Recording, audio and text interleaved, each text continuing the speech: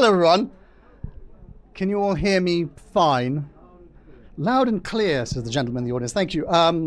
Welcome to the Frontline Club. We'll start in a moment. I'm Faisal Yafai, for those who haven't met me, from the American long-form magazine, New Lines Magazine. Those of you who have attended my events before, actually, let's have a show of hands about Syria first. Like, how many people here are really interested and involved in Syria? Maybe you've lived in Syria, or how many are kind of interested in the wider politics of the Middle East, or maybe think, let's do Syria first. So how many people? Oh, okay, quite a lot. Okay, great. And the wider Middle East? Oh, the wider Middle East. I noticed some of the people had the same hands. You know, it was meant to be an either-or thing, so thank you for that.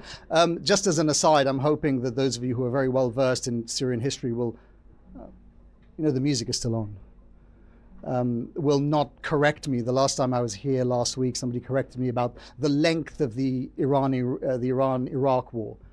It was 8 years, apparently. Who was that? Is that gentleman here with us? No, good. Okay, phew. So if there is anything about Syria, I hope you won't correct me or yell it out.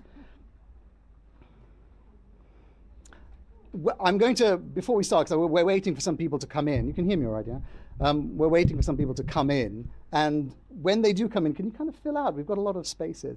I'm going to introduce you to the panelists very shortly, Rime Allaf and Hala Garani. But I want to tell you about Hala Garani's dog. Because, so Hala Garani has a dog. It's a Cavalier, right, called Louis. Yeah, and I knew she had a dog. I just didn't know that the dog had its own Instagram page. And so, when you put up the poster, people on Instagram, they say they like it. The dog paws it. And naturally, I kind of look at this and I'm like, who is this dog? And I don't know what the dog is, right? And you go down the page and there's a picture of the dog reading Hala's book. And I think, who is this very well-read dog that seems extremely interested in Middle Eastern politics? I don't know what kind of community we're building out here at the Frontline Club. He's become an influencer. So welcome. Tonight, please come through and, hello, Nina. Come through. And those of you at the back, there are plenty of seats, so come in when you.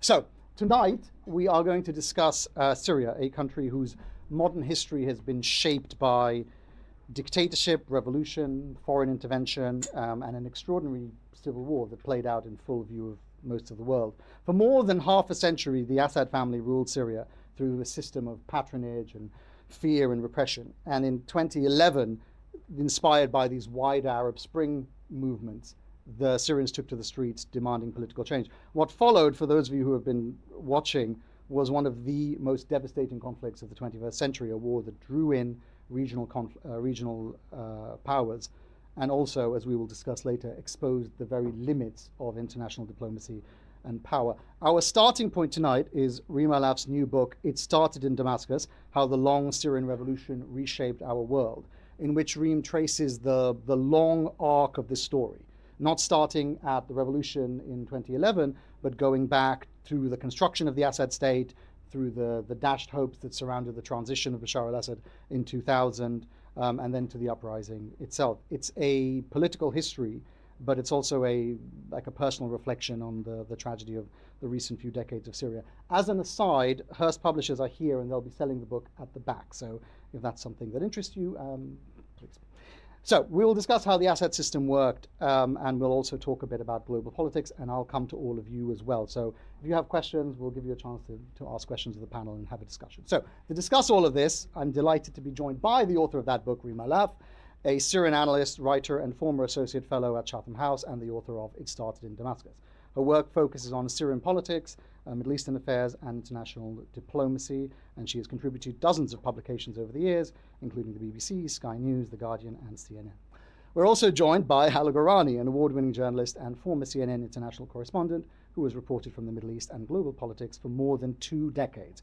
Her memoir, But You Don't Look Arab, is a story of, among other things, her search for identity as the daughter of Syrian immigrants. So, Hala, Rime, all of you at the Frontline Club, welcome.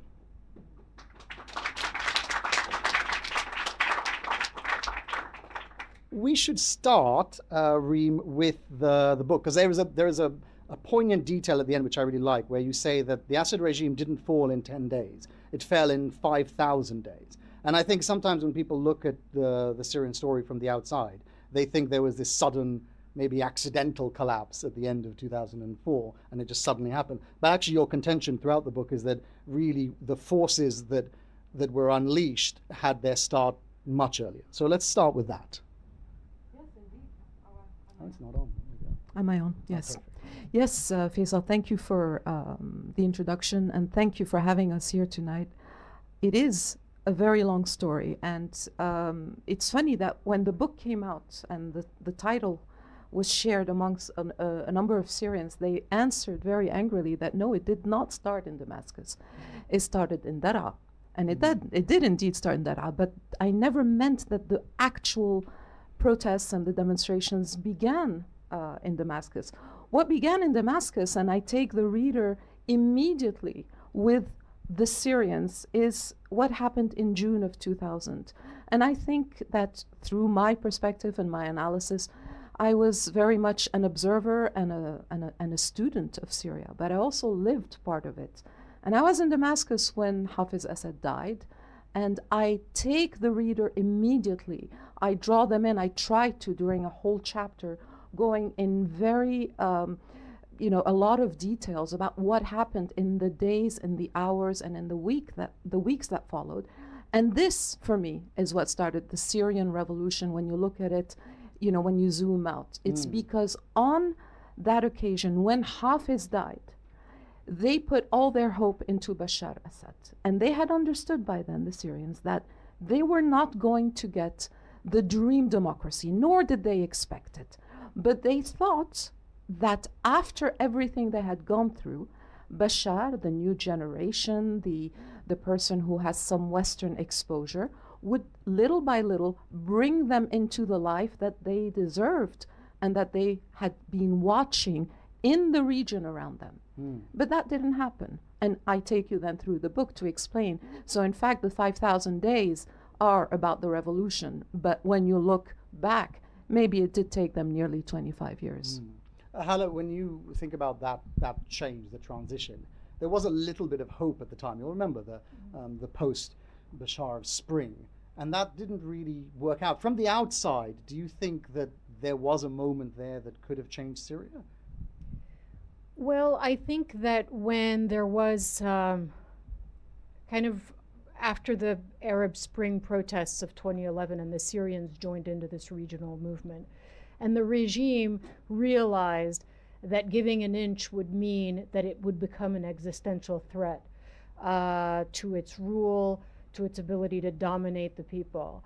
I think that the Damascus Spring then really was incredibly superficial and not something that addressed kind of the issues of repression and of the police state, of how it ruled and controlled its population. The Damascus Spring ultimately was a lie. I mean, it was a lie designed to kind of communicate to the population, this is a new chapter, we're westernized. How often have we seen the sons of Arab dictators educated abroad come back and tell their people, trust me, we are going to reform. I studied in this British university or this American university, and therefore I'm going to come back with a new set of values. Ultimately, the regime in Syria was like every other repressive regime. The second there was pushback, it came down hard on its population with no mercy, and that's what we saw in Syria. And I do wonder if at the beginning of in March 2011, when the rebellion started, if Bashar had like in Morocco, for example, said, look, okay, I've heard you, let's kind of go to parliament and let's kind of reform the constitution and let's allow opposition political parties, what would have happened? Because even then, there was still goodwill toward him, even at the very beginning. And so therefore I do wonder, but then would the system have allowed it? Would the regime have allowed it? The danger of having an interviewer of Hala's caliber on the panel is that she asks questions rather than answering them. You've asked a really good question, so Rime, why don't you answer that question? I'm a little bit more pessimistic than realistic right here, because this has been the modus operandi of every Arab regime since their independence, since post World War II, in the wave of independence of small states and of bigger states, I think we have heard the same refrain over and over again. So yes, technically, Arab leaders could have given in on some issues, but they were just scrambling to stay in power.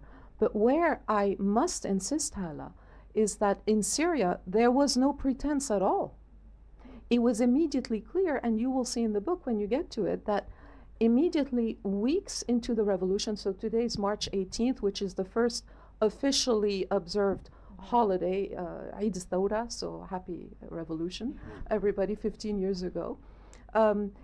I think that from day one, the regime and Bashar in particular were not willing to give an inch, because on the 30th of March, I don't remember if it was 30th or 31st, he gave a speech in parliament.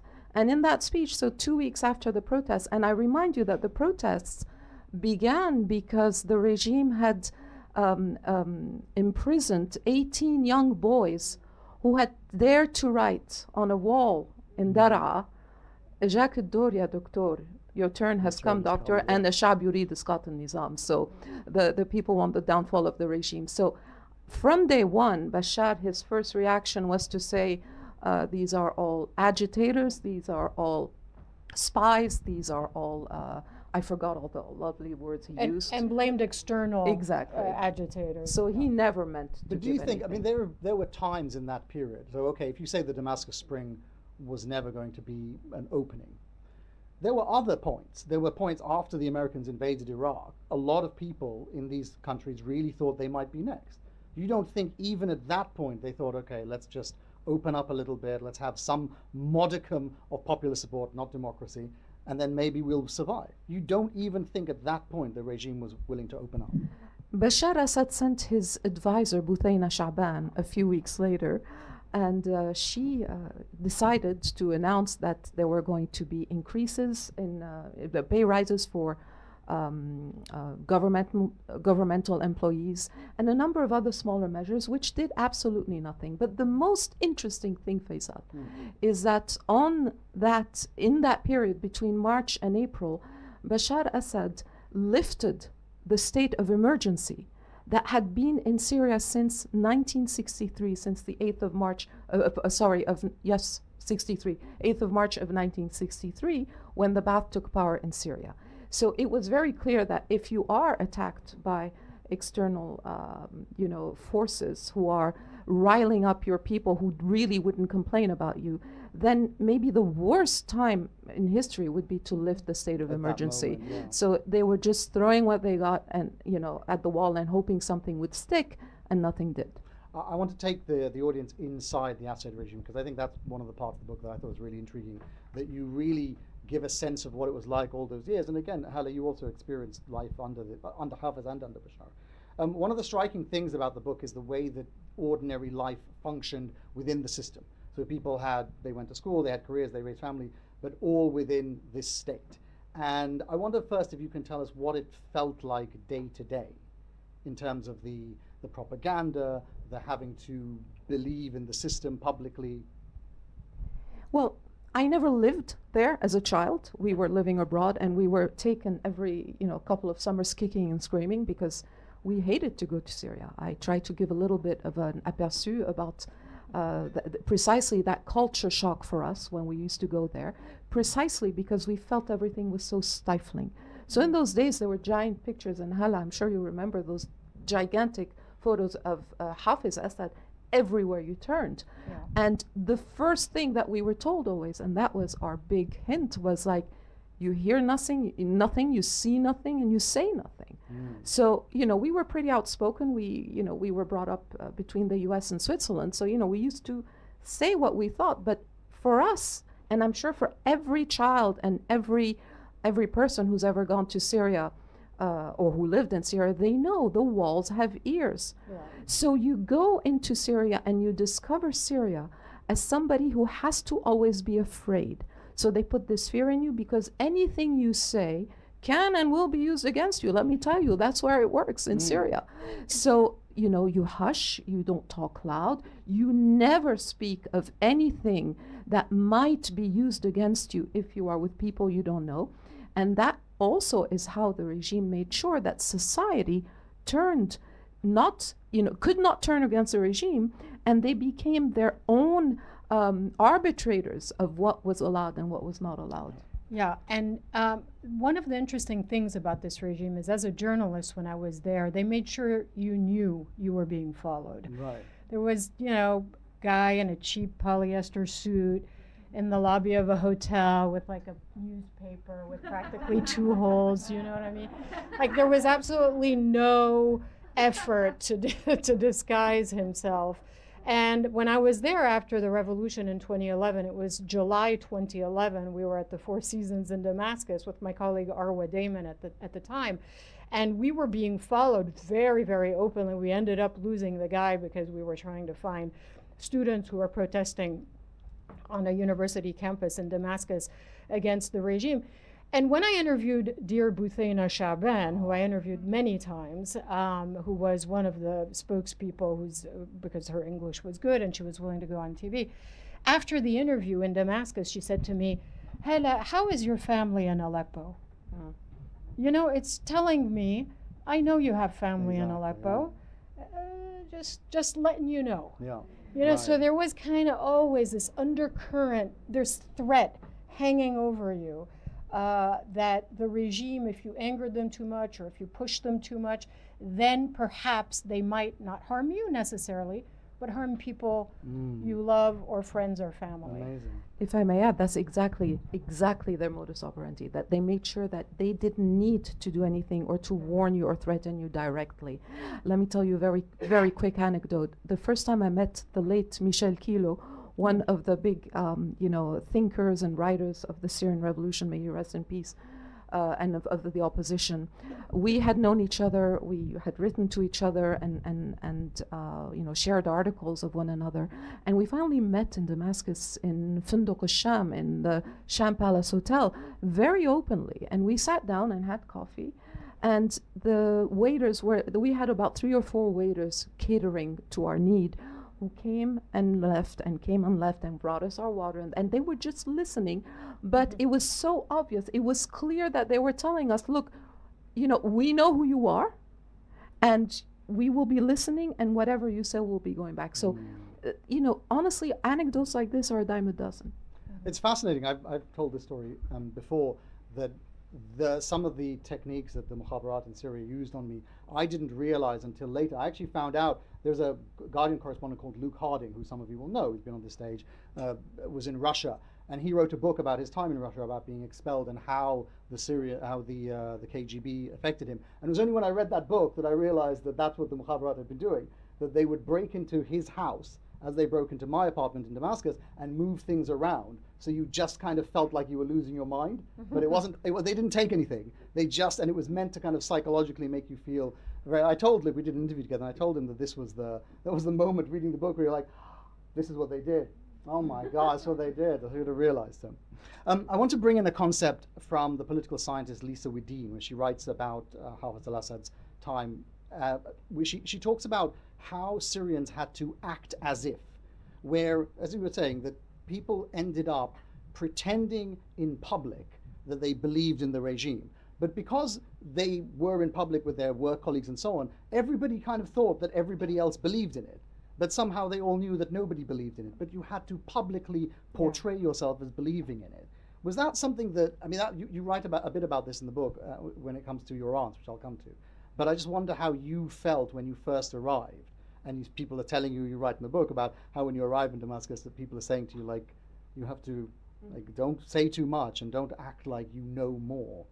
Because it becomes ingrained in you. You don't think about it anymore. And that's what I noticed in most of the friends and family. It becomes your reflex. It's your second nature. You can only trust, and that was especially in the very dark 80s. You have to remember the 80s. We had the Hama massacre in February and March of 1982. And Aleppo as well. Exactly. Yeah. Aleppo was even before that, and even less is known about what happened in Aleppo. But word of mouth, eventually got around Syria, and people were just terrified because they understood that if this regime could do this in Aleppo, even though in Hama, even though it was following, a kind of insurrection by the Muslim Brothers, or at least led by the Muslim Brothers, this could happen to anybody, because what they did in Hama was take out a lot of doctors and teachers and just people from civil society who had nothing to do with politics, who were not in the Brotherhood. So Syrians had learned, and I repeat this in many ways inside the book, that in the end the regime forced people to be their own guards. So you made sure, and you could not trust anybody, and I'm talking about first cousins. You needed to be sure to know who they were, because a lot of your family would also be working for the government. They would be and they would force you in one way or another to say, well, and not only that, let me jump straight ahead to children. When they would ask children to write homework, or say, okay, so what does your dad do? What does your mom do? And describe a day when you're out. And children very quickly learned that you do not talk about what's in the family. And sometimes you did, and by mistake, or because you're a silly child, or you forget. And the people who pay the price are your parents. And we have heard thousands, not hundreds, thousands of stories of people who just disappeared and never came back, and you never know why. Hella, in your book, but you don't look Arab, you talk about how you went to Syria to try to get to know your family, but was it something like that, where you were just startled by how much you couldn't say publicly, but behind closed doors people are telling you, this is what we believe? No, my experience was different. My family in Aleppo was not political, but there was a big part of my family had emigrated to the U.S. and to Europe, and so we spoke much more freely about politics, and there was no kind of anti-Assad activism, but clearly there was no support for Assad either. So I didn't feel that as much, and as a journalist working for CNN, I was shielded. I knew that no matter what I said or did, just because they didn't want the bad publicity, they weren't going to throw me in prison.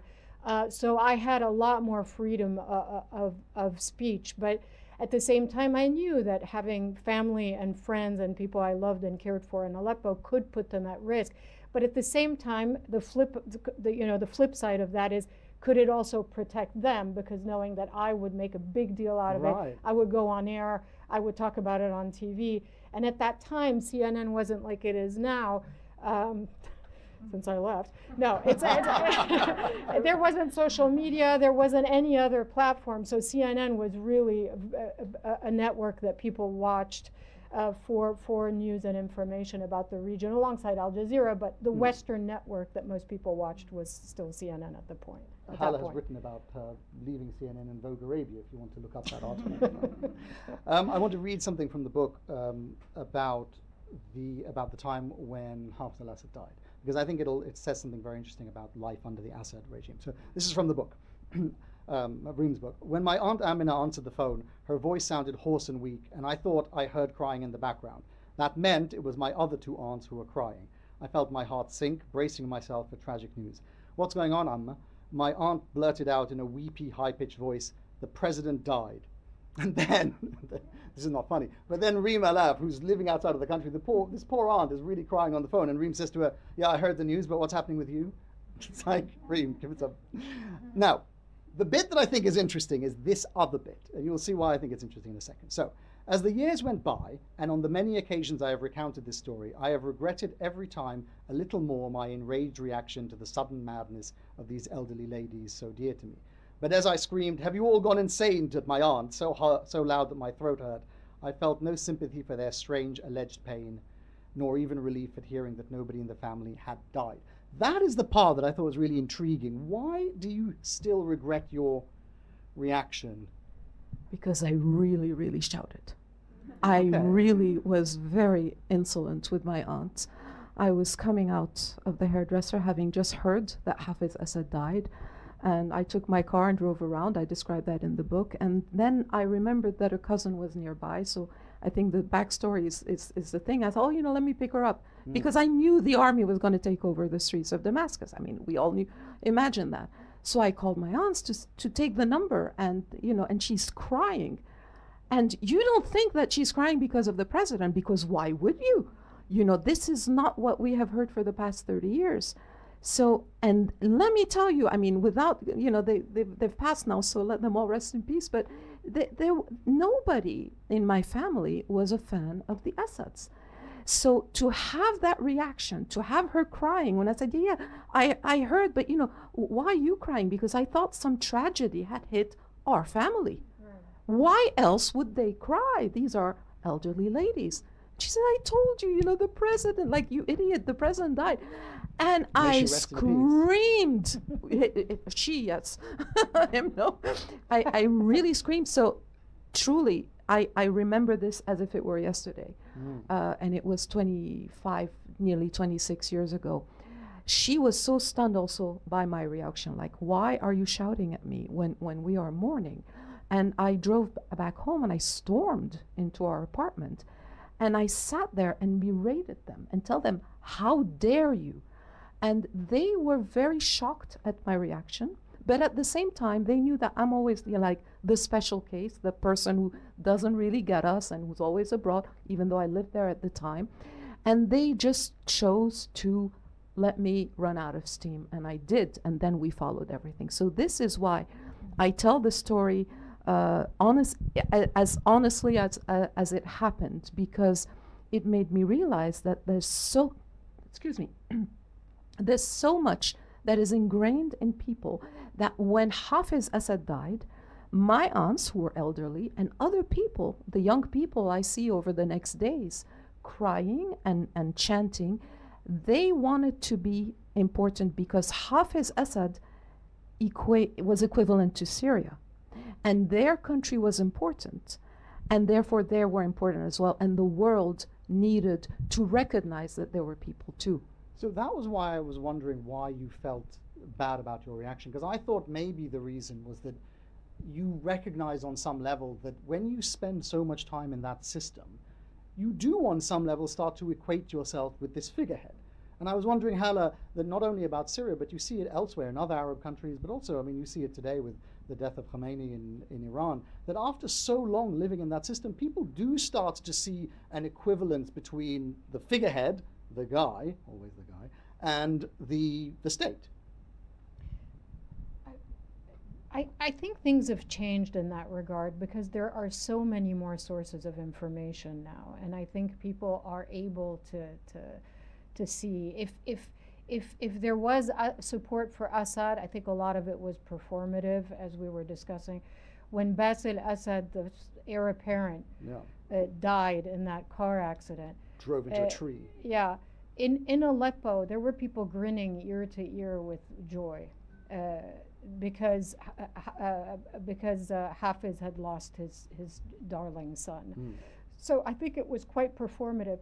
Now, in other communities, I will say, my family is Sunni Muslim, but in the minority Christian communities in Aleppo, there was a lot more, I think, support for Assad, and still after the revolution.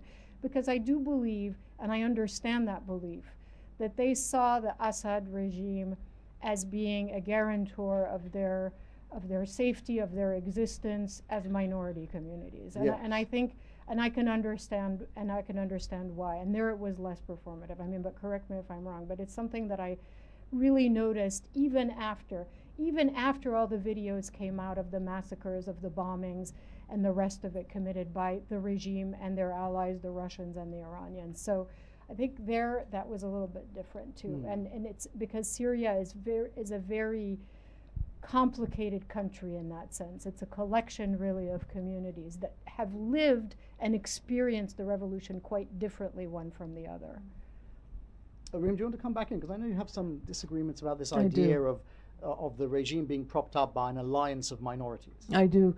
It's not so much that I disagree with what Hala is saying. I think there's a lot of this feeling in many segments of Syrian society. But I do believe, and I've stated this throughout, I believe, my career as a writer and as a specialist in Syria. This is very much regime-led and has been for many years, pushing the idea to normal Syrians that if we are not there to support you and to protect you, you will not be safe. But when you only look at Syria from the time of the Assads, and you forget to look at Syria before the Assads, then you would not be aware. And you would only look at the wave of Islamist extremism that has risen in the world, and you would put these two together and you say, well, they must be right. But I think this is so oversimplified, and I do not subscribe at all to the sectarian division narrative that has been growing. I do believe that the regime used that against the people and against the different segments of society, because a united society in any country is a strong society, and an educated society is a strong society. And you have to remember that Syrians in school, I mentioned it in one of the chapters, I think 3, they are indoctrinated by the Ba'athist ideology from day one, from the day they go to school. They wear their uniform, they pledge allegiance not to the flag and the country, but to the party, first of all, and to the president, and to an ideology of Arabism. So this was pushed very much by the regime, both for internal reasons, but also for, the regional area. And remember that Hafiz Assad and the Ba'ath did not just consider that they were the rulers over Syria. They considered they were rulers over the Arab realm, and their dream was to reunite all of this. So I think this plays a role, and therefore, when you push that other narrative, when you tell the Christian and the Sunni and the Druze and the Alawi, we are Arabs and we are Ba'athi, we're above this. We don't go down to these things. So when the revolution came, or even when Bashar came, this was already a preset, pre-existent set of notions that I don't think was there in essence. Okay. If they cared that much about the Arab realm, they should have stayed in the United Arab Republic. Anyone remember that? Good. That's a different book. We'll come to the audience now, I think, because I wanted to split the conversation into 2. So we'll talk about the revolution after the questions. But the reason I wanted to have a conversation first about the pre-revolution times is that this is part of Rime's contention in the book, that you can't understand what happened in 2011 if you don't go back and understand what happened previously. So we will come to you, I think. Do we have a mic? We have a microphone. There you go. Do we have hands for the round of questions? Really? This is the very first time. I'm sure there's something wrong. This is the very first time. Thank you, saved us. I think this is the very first time I've done an event like this and nobody's put their hands up. Maybe everything's right then. I was thinking in particular because there was we were talking a lot about how the Mukhabarat are always listening, and then a gentleman walked in with the same beard as the man behind me, and I was a little bit concerned. I was like, oh my God, but of course it makes sense that you're not going to ask a question, you're just going to listen. That would make sense. Gentleman, yes, sorry, and then the gentleman in front. Thank you both so much. I'm totally ignorant about what was in place before the family. What sort of regime was it before the Pre-1970? Yes, Yeah. just summary. Yeah, well, that's very if it's interesting. possible. We'll take the questions and we'll come to the back. Yeah. Yeah, okay, great. And then the gentleman here. Yeah. It's not so much a question as myself saying I'm guilty as charged. I was one of those who believed at the beginning when Bashar took over that there was some kind of hope that we could all rally around. And Rime knows, because we worked together on that, with that perspective in mind, that yes, if we push hard, if we get together, if we form a lobby group, etc., we could perhaps help Bashar, believing that he had these reformist ideas. Of course, It didn't work out like that. we were in effect victims of our own delusions, maybe, whatever you want to call it. But as I say, I was one of those involved. Okay. Now, Let's get the back question is, was one of the strengths of certainly the father, Hafiz, that to many Syrians, he represented a force that gave Syria a presence geopolitically that mattered, in contrast with how Syria was. You remember the struggle for Syria, and then the other book that Patrick Sito, about. Well, that's very good. Thank you. Thank you for that. So anyway, that's very good. what Thank you, that's sir. one of the points Thank I'd you. like you to. So that's a very maybe good point, take- because yeah. actually it links to the two. Because Yeah. for those people who don't remember the history of Syria, actually prior to the corrective movement, as Hafiz called it, in 1970, there were quite a lot of these coups and then Yes. instability, and so maybe you can answer both of those. Without at the same going time, yeah. too much into detail to take into that, I do mention a little bit the history in the book. So Syria was under French mandate, and we got the independence in 46, and then there was a real spring of democracy in Syria. But at the time, Syria was had a very small population, but there was freedom of speech, there was political parties, there was a lot of very active participation from men and women at the time. It was this big hope post-war, okay? Then we had our first coup, which the CIA blessed and probably helped with bringing the military into Syria with Hosni al-Zaim, Colonel Zaim, and then we had one coup after another, and we had periods of stability, and we had, I think, the president that most Syrians remember very fondly, which is Shukri al-Quwatli. But unfortunately, in the wave of Arabism, of which Mr. Reis Armanazi knows a lot about, there was the United Arab Republic with Egypt, with Jamal Abdel Nasser, who was a semi-god at the time in terms of Arab aspirations of independence and, the post-Suez Canal nationalization. So we had this United Arab Republic from 1958 to 1961. Things went south very quickly because Egypt was very clearly the most dominant power, and Syrians felt really taken for granted. So anyway, that broke off, and the Ba'ath, with a strong push from the Ba'ath, by the way. And by the way, it is after we broke off from the United Arab Republic that the official Syrian name became Syrian Arab Republic. It had been Syrian Republic, but to recognize that there was this Arabist movement. So the Ba'ath took power on March 8, 1963, and Hafiz Assad, who was in the Ba'ath, who was Minister of Defense at the time of 67, took power in the corrective movement of 70. Yeah. And if I may... Well, I just wanted to, because the gentleman raised a really interesting point, Yes, which I think a lot of people perhaps Yes. who aren't following the history of Syria will have forgotten, that it did put, that period of time was so unstable, Yes. and people were very worried in Syria about what might happen to them, because there were people who wanted to break up that region and so on, and sometimes it succeeded. It remains the same people. But if you go back, you think about the Kissinger quote that there can be no war in the Middle East without Egypt, but no peace without Syria. Hafiz and that particular period of time did make Syria into this important nation where the outside powers, the Russians and the Americans, had to take into consideration what was happening in Damascus and just couldn't do their policies over the Syrian territory. That was the point you were making, right? Yes, exactly, right. So extended into Lebanon as well. Into Lebanon as well. Indeed. So just explain that a little bit for the audience, why the Syrians sort of wanted to believe in Hafiz. Yes, and I hope you will read, because I speak in detail about that in the book. One of the most marking events in Syrian history is the War of October 1973, when Egypt and Syria jointly attacked Israel, not to take Israeli territory, but to retake their own occupied territory, in our case in Syria, the Golan Heights, and in the case of Egypt, Sinai. And this is what put Syria on the map politically, and what brought Henry Kissinger and created shuttle diplomacy. It happened in our region because all of a sudden it turns out that Syria is an important player in the region, and the population was so supportive of Hafiz Assad at the time. And this is something we must recognize.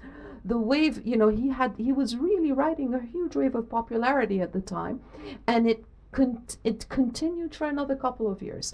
And it was on this high that Hafiz Assad, took two new decisions. One was the cult of personality, which I won't get into right now, and the other was the intervention in Lebanon, which came in 1976. on behalf of the Arab League, of the League of Arab States. But this is when things started going downhill inside Syria, in Lebanon, with the Palestinian factions, etc. So it started well for Hafiz Assad because people did want this stability. They saw that he could bring the stability and, you know, that the national pride, because there still is a lot of national pride that, hey, we can defend ourselves if you come and attack us and take our land away. But after that, everything went really, really south.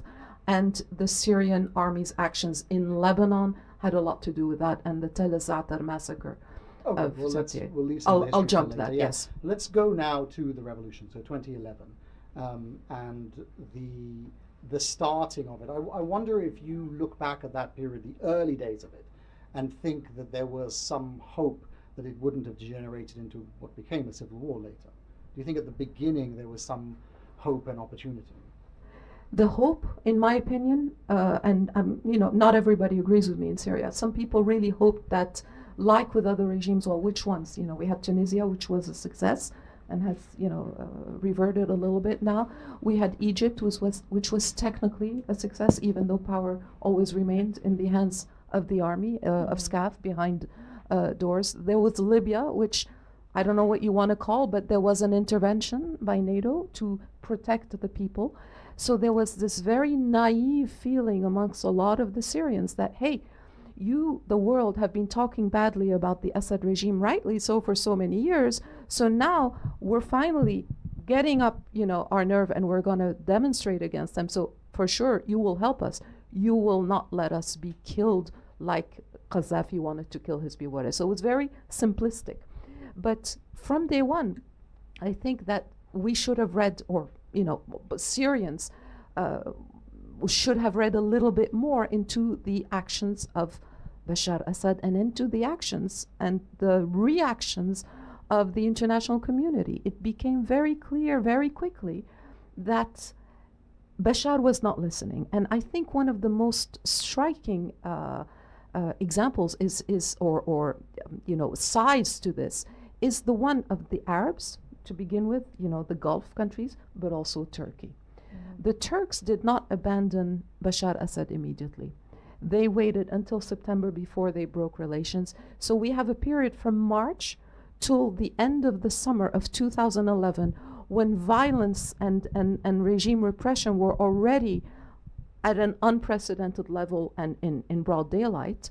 And still the Syrians were hoping, because there was still some communication between the Arab states and between Turkey, which at the time was one of the closest allies. Well, I wonder, Hala, actually, if you can give a little bit of a sense of how people at the time would have seen it in a broader perspective. Because, I mean, I see your point that perhaps, you know, the uprising against a regime like that was doomed to fail from the beginning. But I mean, those of us who were there at the time and lived through it, I don't think it felt like that.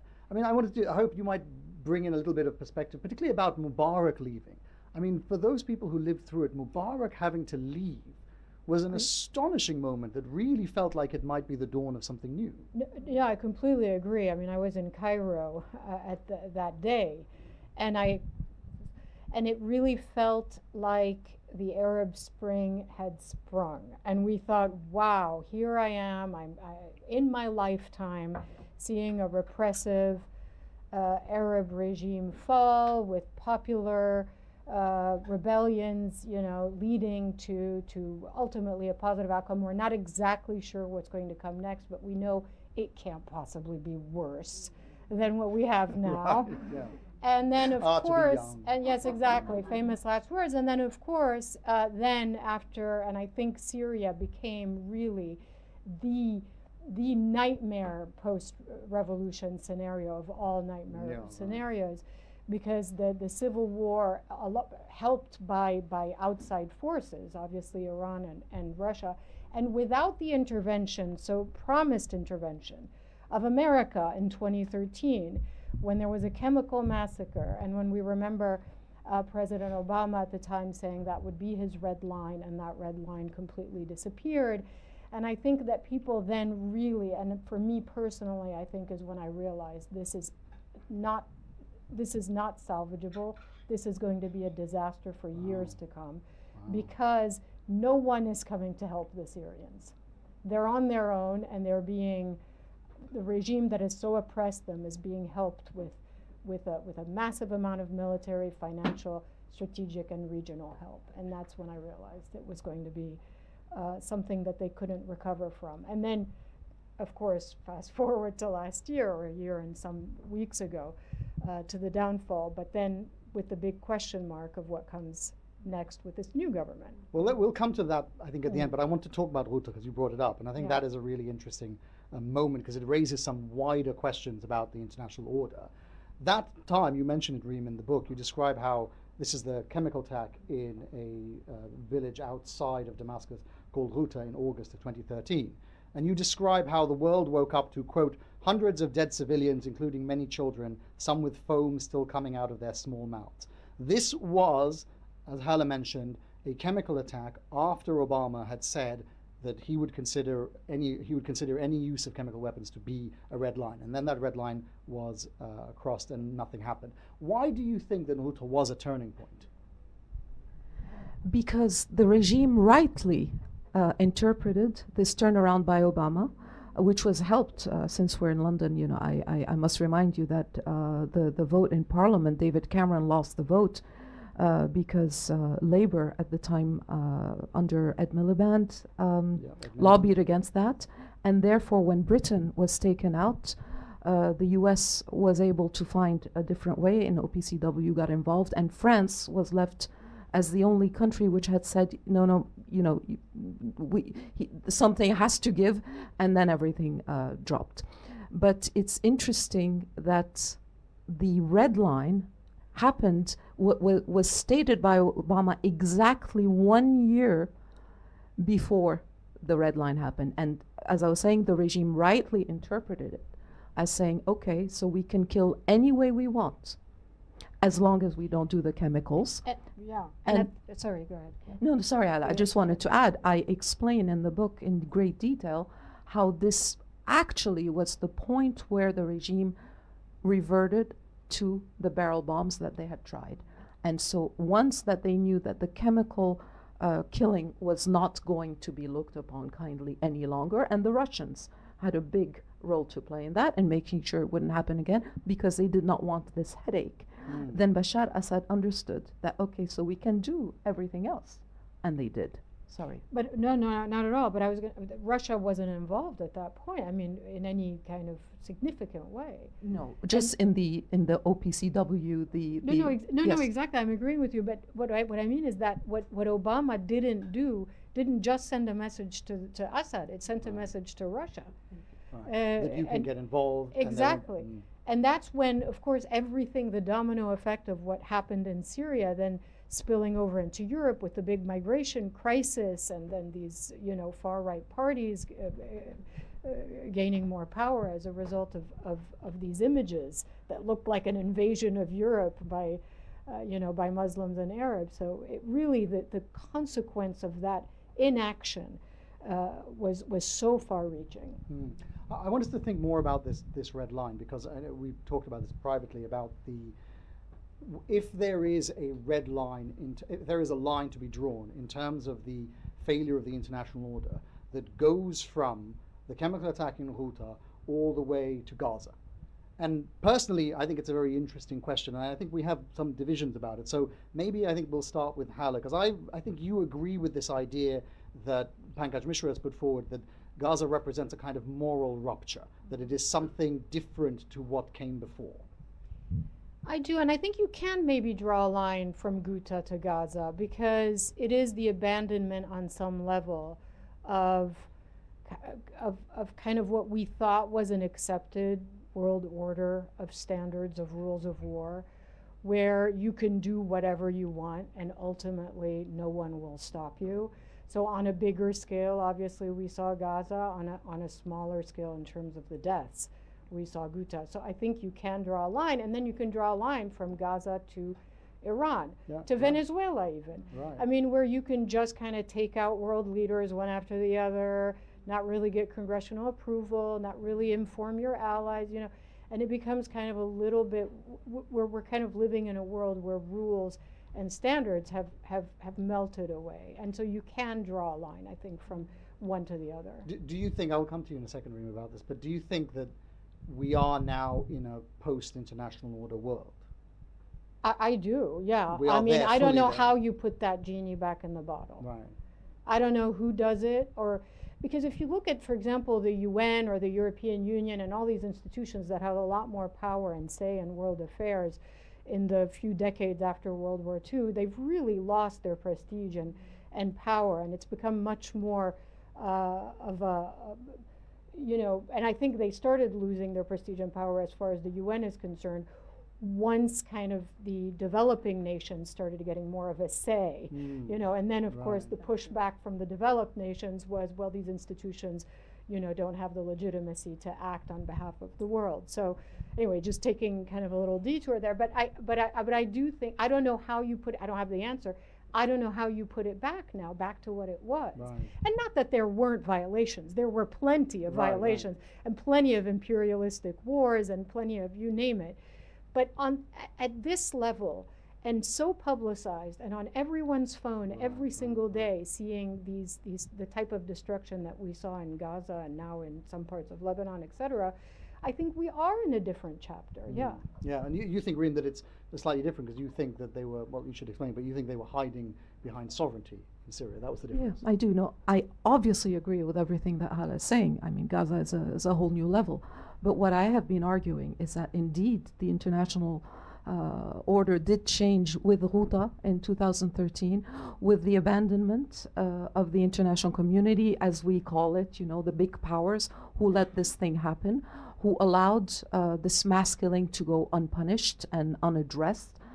There was very little that happened. And it also allowed, we haven't brought it up yet, but I always like to remember Ukraine, because Ukraine in 2014 was invaded by Russia, and Putin took Crimea and annexed it, and nobody did anything about it. So yes, no, there were no mass killings as there were in Ghouta or in Gaza. But, and I will add a third point for me, I think it was, you know, a very steady and very clearly linked events was JCPOA, which everybody celebrated, the nuclear agreement with, you know, Iran. But what that agreement did was on purpose, by design, and the Obama administration made sure it was that way, that there would be absolutely no conditions on anything Iran did, even though we all understood very well that this was giving Iran a free hand in the region. And indeed, it unblocked the billions of dollars. They were their dollars. You know, that is their money, right. yeah. Absolutely, it's their money. Right. But that money, you can ask a lot of Iranian people today, they will tell you that money didn't go on us.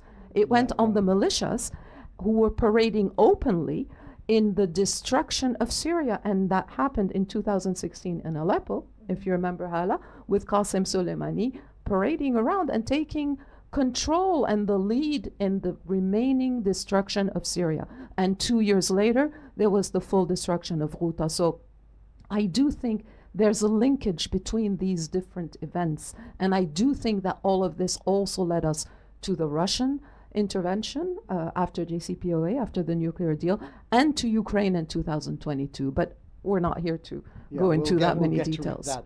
I might come to the audience soon. Are there a lot of questions? I don't want to come to you if there's... just give me a show of hands so I roughly know how many. Okay, there are some. Good. Well, before we do that, I want to talk to you about the anti-imperialist left. Hala, you say in your book that you were very surprised by this kind of left-wing view that everything that was happening with the uprising in Syria was somehow bad for the Arab cause, because anything that affected Bashar Al Assad was seen as something that would benefit the imperial forces. Yeah, I think there's sometimes a knee-jerk reaction, and I know I get a lot of pushback for this from some members of, I mean, we call it the anti-imperialist left, where anything associated with the US or with Western powers is seen as bad, and therefore we must support the other side, as if the other side somehow is not itself also guilty of committing atrocities and all the rest of it. So yeah, I have been frustrated over the last 10, 15 years to read some of the commentary. For example, if I had, as a journalist, just kind of done a critical or an interview that was a little bit robust with a member of the regime, I would get absolutely just savaged on Twitter, formerly Twitter, by these types of sort of intellectuals, academics who saw themselves as the protectors of the formerly colonized peoples of the world, of the global South. You know, I think maybe they've changed their tune a little bit now, but I don't know. Rime, have they? No. Have they not? I mean, you don't see this. You see this over Iran, right? No. The same sort of thing. Yeah, and I am a lot more scathing than you are. I'm very openly about that, and I call them selective anti-imperialists. Yeah. As you all said, of course. Please tell the audience. It's this is the audience for scathing. We're here for it. this. It's funny. Some friends asked me, you know, what was the hardest chapter for you to write, and actually that was one of the hardest. And it at times I had tears in my eyes when I remembered how viciously the Syrians were attacked. And I'm going to focus on Syria now, but there is indeed, unfortunately, this trend and this knee-jerk reaction, as you said, Hala, that if the West does something, it must be bad. If they defend something, even in words, if they give a speech, it must be bad. And anything else that the others do, therefore, must be good. Must be good. Which is, that's the part I never understood, that leap. Exactly. I never understood that leap. And it's must be good because the West is bad. Yes. Yeah. And but this both is, can be bad, by and the way. this is Just what we're FYI. dealing. Yeah, exactly. And this is what we're dealing with. Yeah. And this is often also Yeah. the people, you'll see positions taken vis-a-vis Ukraine, that right. you know, they take the Russian line without looking at facts.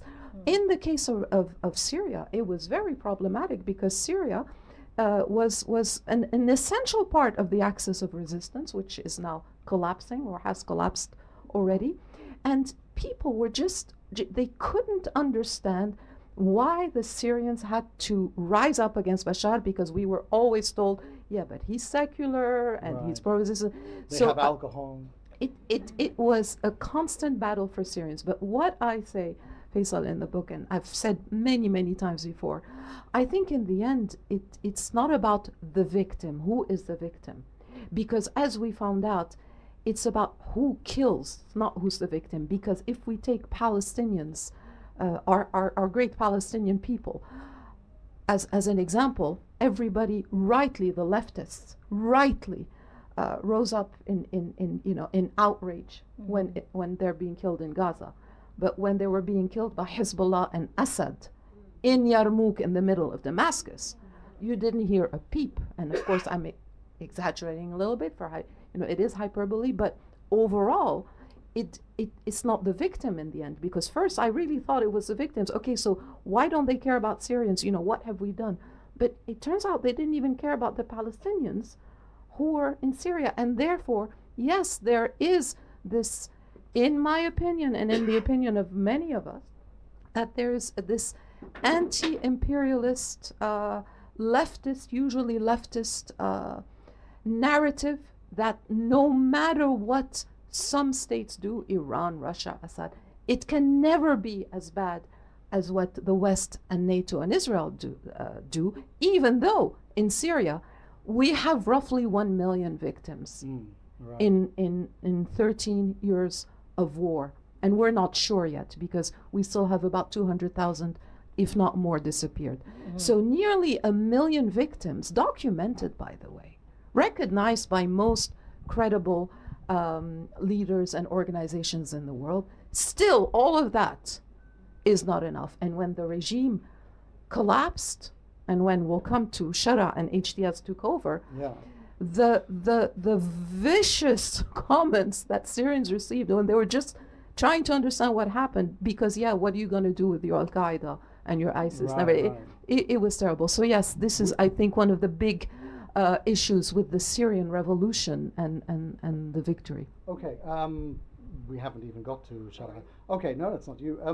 Let's come to the audience, then we'll come back and talk about the modern Syria. So, should we have some questions? The gentleman here, and then anybody else? Gentleman over here. Do we have some women? Okay, all right. Thanks a lot for your talk today. I want to know it's called Syria's Fragile Future. Is it on? Can you hear? Yeah? I think so. I think it's on, Let's yeah. carry on. What do you see as a future for Syria in the next, say, 5 years? I mean, is the same government going to be in place? Is there, obviously there's an issue with the Kurds and the Right, Druze, and Some of the attacks on the coast and so on, yeah. yeah. Right, Is good. it going to break up as a country? Yeah, Is the good government question. gonna That takes us stay, straight into you the know? next bit. Yeah. Who I else? also got a question, if it's okay, once we have the mic. Go ahead. He's sitting next Why to me. not? Yeah. I just want to know, given that we've had a military personnel before Ahmed al-Shara, Yeah. what makes Syrians again want to keep someone who comes from a military background instead of a civil background? Technically, because- Bashar didn't come from military. No, well, his dad and his His dad, regime yeah. comes That's from a interesting. military You personnel. So mean- it's interesting, why did the Syrians not learn over the 15 years that sometimes if someone is coming from a military background, they're probably going to have a military mindset and they're going to treat you in that military mindset. Good. Well, that's- Yeah. Thank you. And then the gentleman. Yeah. That gentleman. And then we'll do a second round in a moment. So. Thank you. You talked about the difficulties of being a journalist under those previous regimes. How much of that censorship and what you had to deal with then has been inherited under the new regime, if any at all? And what would it be like to be either a foreign or a Syrian journalist operating there now? Amazing, very interesting. So, Rime, why don't you start with the gentleman's questions, and then Hannah, because I know you recently went back, so perhaps you can take that one after.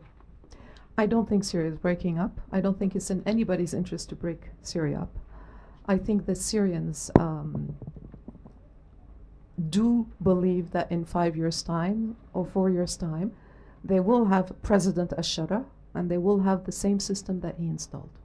And I will link that to the gentleman who is sitting next to you, to the question, why do Syrians want a military man or anything? I don't think that most Syrians today believe that they are in a position to rock the boat. So I don't know how much I had to jump, because I'd also, like to give you the time to answer about journalism. But Syrians are so relieved at the loss of the Assad regime that tortured them for 55 years, 54 years, that this relief that they feel with Shara is not as high and as joyous as it was a year ago, because now we're settling into reality. But nevertheless, I was in Damascus in November. Nevertheless, despite all the criticism they had, and despite all the grievances that are still there for a number of reasons, maybe we'll talk about it in a bit, that is why I think it is a fragile future, because nobody knows how it is possible to solve them. I don't believe that the Druze issue and the Kurdish issue, with all the horrors that we saw, I don't believe that these are what threaten the Syrian state. What threatens the Syrian state is the lack of accountability, the complete lack of transitional justice, the complete lack of inclusion of most of the country. And by most of the country, I'm not talking again about identity politics. I'm talking about people. There is little understanding about the reconstruction plan, let alone about the national dialogue. But these are huge issues. Maybe we can end on that, I don't know. But that's why I don't believe that it is the Syrian state that is in danger.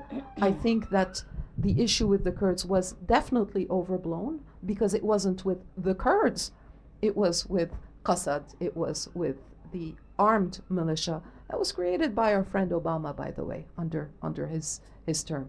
This was never meant to be a long-term solution, and there was a first solution in March 1 year ago, where they were supposed to be integrated into the army. They refused, they delayed, we came to that.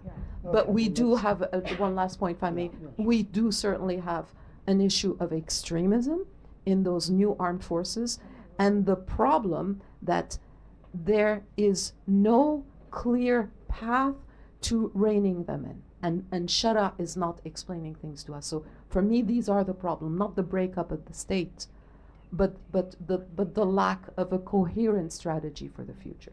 Sorry, talk. No, absolutely. But I agree with you on every point. But I will say Sweda, for me, there's a before and after, because I think Sweda, yes, really showed that the regime or the new government had within it some very extreme members that are willing to jump on any opportunity to commit massacres, and that really, really frightened me, I think, for the future. And you mentioned, the gentleman mentioned the military background. I did notice that Shara, for example, on the anniversary of the downfall of Assad, wore his military uniform. I didn't think that was a good idea. I understand why he did it, but he was wearing his fatigues, which I thought was kind of not necessarily the message you want to send, but as far as working as a journalist there, it was a very, very free environment. We could go wherever we wanted.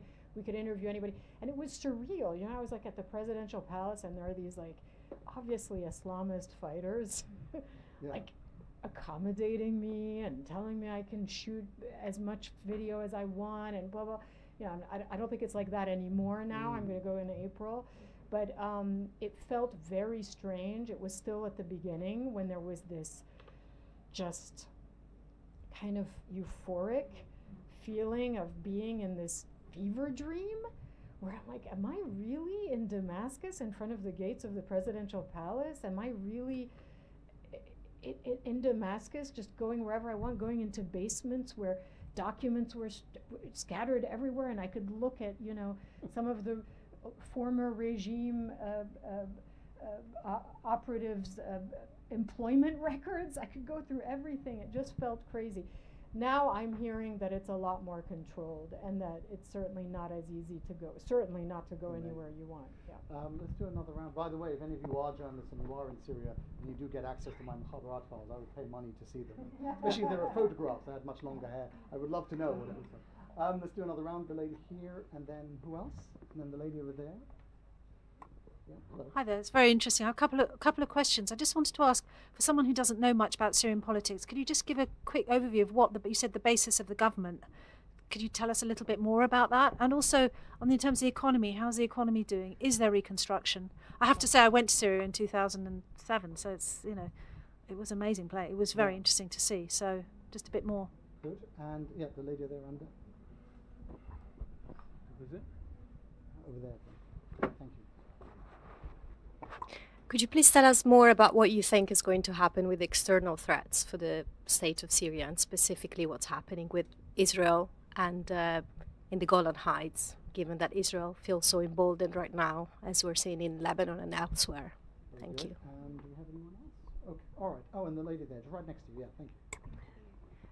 My question pertains to your point around short-termism in terms of like the lack of vision, and particularly pertaining to what about the state system that encourages like short-termism, that doesn't really quite allow kind of long-term visionary thinking. So, you know, state repress to, you know, solve short-term problem. Like, what is that one thing or part of the system that encourages like short-term thinking?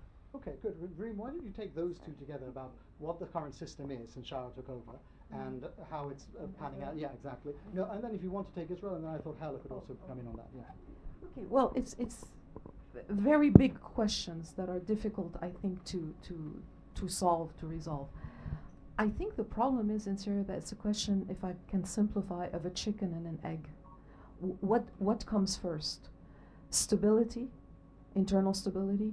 I have to bring in Israel because Israel has been bombing the hell out of Syria at every occasion. Or is it the issue with the coastal massacres and events of March, or those with Kurds or with Druze, which, as Al Assad is a turning point, I believe, for most Syrians? Or is it the issue of the fact that the parents of the disappeared, the families of the disappeared are staging very regular protests and demands on the government to do something to find our missing people? Is it the mass graves that haven't been found? But put all that aside, the economy is also attached to these other issues being resolved. to bringing stability, to having a government that is in control and that is able to affect those changes, and also of having the sanctions lifted. So we waited for the sanctions, and that was the big carrot in front of many Syrians. And the last big one was supposed to be the Caesar Act, which finally was repealed in December. But as it turns out, it's not an automatic lifting of everything else. So you still have to go out and tell every company that actually you can now deal with the Syrian government because they have been, the sanctions were lifted. It's also a matter of bringing Syria back into the international banking system, out of which they were, I think, since the beginning or the second year of the revolution, they were out.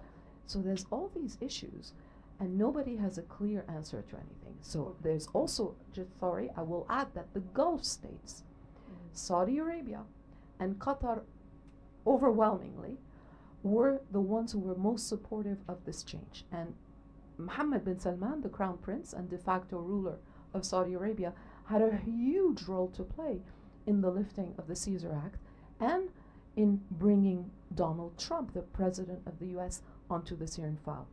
And I'll say 2 words about Trump. This is where we have a very strange situation, because everything that's happened in support of Syria is due to Donald Trump and Mohammed bin Salman. But it's not due to the United States. It's not due to the government of the United States. It's not due to the legislative arm of the U.S. government. And there's a lot that rests on this personal bromance or this affinity that President Trump has for Ahmed Shara. What did he say about Shara when Shara went to the Oval Office? That He's very handsome, and he's tough, and he's why rough. does he only have one wife? But if that falls apart, if President Trump is not president anymore, or if he changes his mind, and he has changed his mind about things before, everything might collapse, and That's that the is a fragility problem. that you. Yes, Yeah. yes.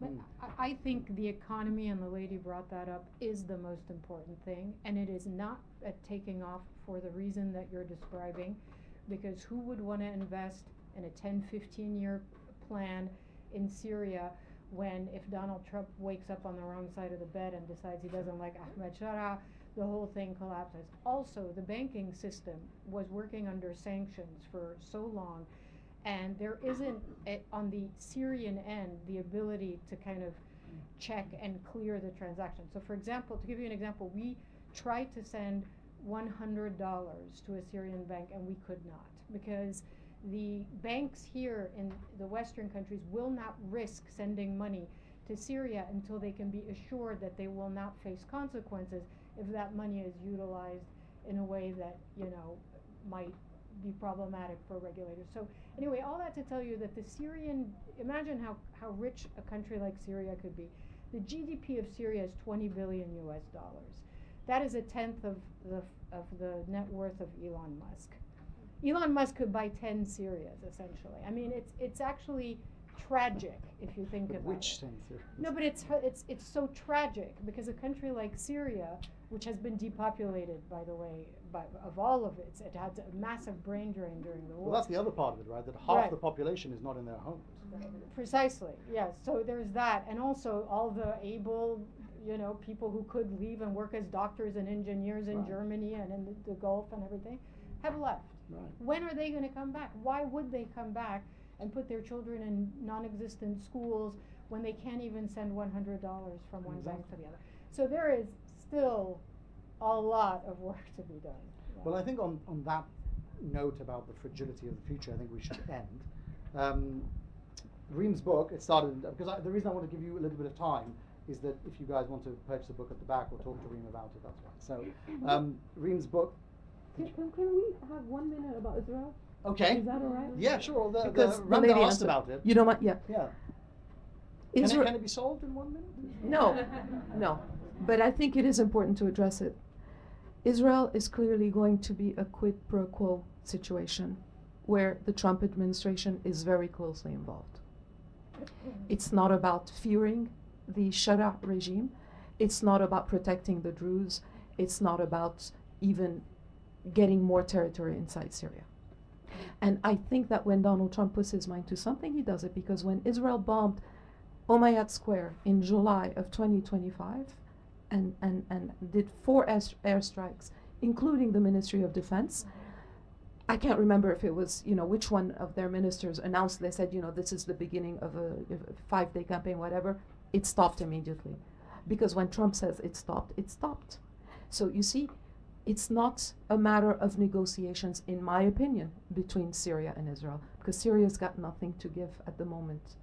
But the United States is looking at a bigger picture. The United States really wants to be out of Syria. But of course, all of this happened before the attacks on Iran by Israel and the US. So exactly, we don't know yet what the consequences are. And I tie this to the economy as well. The Gulf states are looking at a completely new situation. The gas fields which also belong to Qatar, were bombed. So a lot of this depends on who can stabilize and control the region. And so far, I think we're going the opposite way.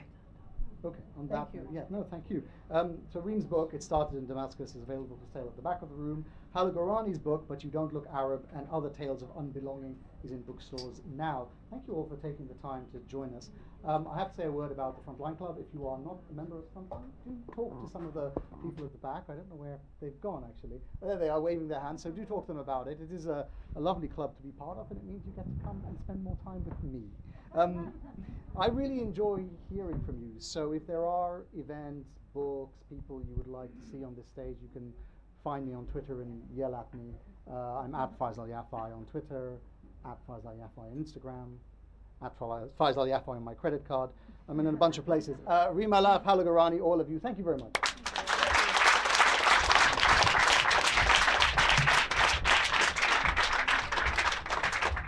There you go, that's good.